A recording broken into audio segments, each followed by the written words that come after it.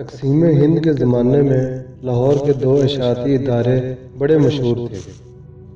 پہلا درسی کت کا کام کرتا تھا۔ اس کے مالک مسز عطر چند اینڈ کپور تھے، اور دوسرا ادارہ اگرچہ غیر مسلموں کا تھا، لیکن اس کے مالک پنڈت نوول کشور قرآن پاک کی طباعت و اشاعت کیا کرتے تھے۔ نوول کشور نے احترام قرآن کا جو معیار مقرر کیا تھا وہ کسی اور ادارے کو نصیب نہ ہو سکا۔ نوول کشور جی نے پہلے تو پنجاب بھر سے اعلیٰ ساکھ والے حفاظ اکٹھے کیے اور ان کو زیادہ تنخواہوں پر ملازم رکھا۔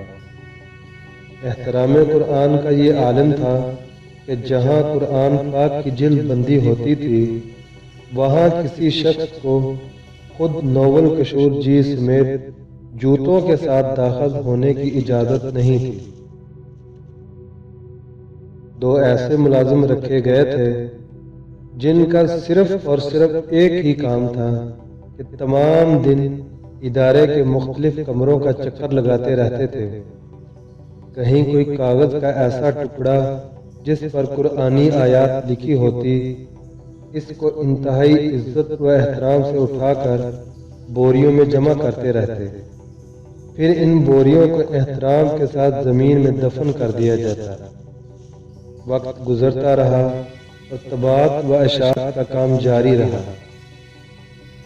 پھر برصغیر کی تقسیم ہوئی، مسلمان ہندو اور سکھ نقل مکانی کرنے لگے۔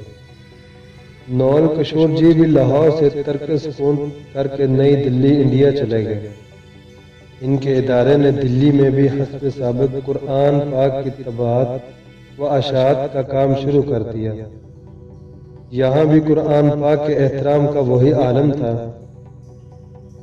ادارہ ترقی کا سفر طے کرنے لگا اور کامیابی کی بلندیوں پر پہنچ گیا۔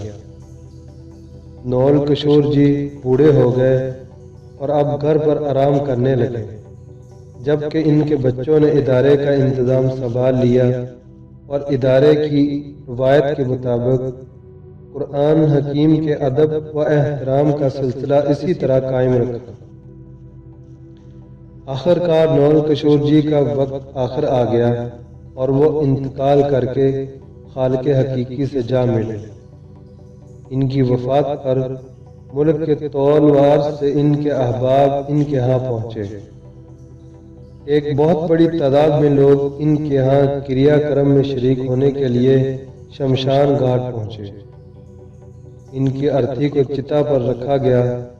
چتا پر گھی ڈال کر آگ لگائی جانے لگی تو ایک انتہائی حیرت انگیز واقعہ ہوا۔ نوول کشور جی کی چتا آگ نہیں پکڑ رہی تھی۔ چتا پر اور گھی ڈالا گیا، پھر بھی آگ لگانے کی کوشش کی گئی، لیکن بے سار کوشش کے باوجود بے سود۔ یہ ایک ناممکن اور ناقابل یقین واقعہ تھا۔ پہلے کبھی ایسا نہیں ہوا تھا۔ لمحوں میں خبر پورے شہر میں پھیل گئی کہ نوول کشور جی کی ارتھی کو آگ نہیں لگ رہی۔ مخلوق خدا یہ سن کر شمشان گھاٹ کی طرف امٹ پڑی۔ لوگ اپنی آنکھوں سے دیکھ رہے تھے اور حیران و پریشان تھے۔ یہ خبر جب جامعہ مسجد دلی کے امام بخاری تک پہنچی تو وہ بھی شمشان گھاٹ پہنچے۔ نوول کشور جی ان کے بہت قریبی دوست تھے اور وہ ان کے احترام قرآن کی عادت سے اچھی طرح واقف تھے۔ امام صاحب نے پنڈت جی کو مخاطب کرتے ہوئے کہا کہ آپ سب کی چتا جلانے کی کوشش کبھی کامیاب نہیں ہو پائے گی۔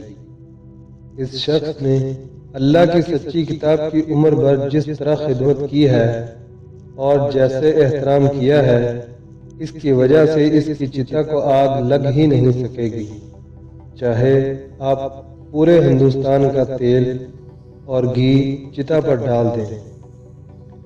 اس لیے بہتر ہے ان کو عزت و احترام کے ساتھ دفنا دیجیے۔ چنانچہ امام صاحب کی بات پر عمل کرتے ہوئے نوول کشور جی کو شمشان گھاٹ میں ہی دفنا دیا گیا۔ یہ تاریخ کا پہلا واقعہ تھا کہ کسی ہندو کی چتا کو آگ نہ لگنے کی وجہ سے شمشان گھاٹ میں ہی دفنا دیا گیا۔